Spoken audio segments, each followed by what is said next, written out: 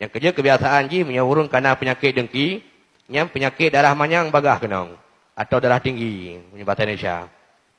Babak gedong iik di darah gilap.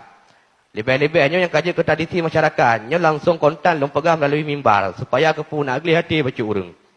Apalagi kamu-kamu tungku. But dan jauh belanghan tan kerja prontok tan di kamu tungku. Tapi bata bawro ke kamu motor, yang kamu pek-pek urung-urung yang punya ke tungku. Yang pandai peng gecok ke belakang motor, ke kerja tan. Padahal kamu yang nak tagai tungkunya, ke semua but ahoro. Mungkin nak jadual kati Jumaat, atau nak undang babak dakwah segala. Yang kenyam minta rezeki, mana ke ketan. Tapi kau nyawat ke tungku belakang motor, ke icah ke. Kadang-kadang tungkunya tiap tung gampung utanya. Tiap tung dia tengah gebut 15 tahun, tiap tung terlakai bak pimpinan dayah. Nabi tungkunya gampung kamu. Karena gampung kamu support hanapan-hanapannya lah.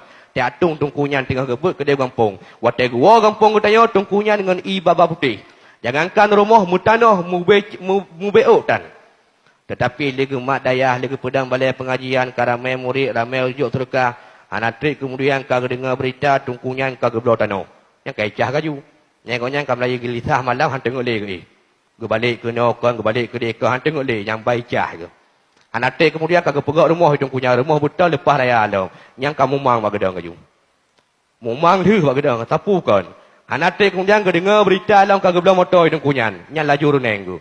Ngan awak pik bakung reneng kau nyan lam. Gue je paramai han pulih reneng gue tipek koyok hai lawan.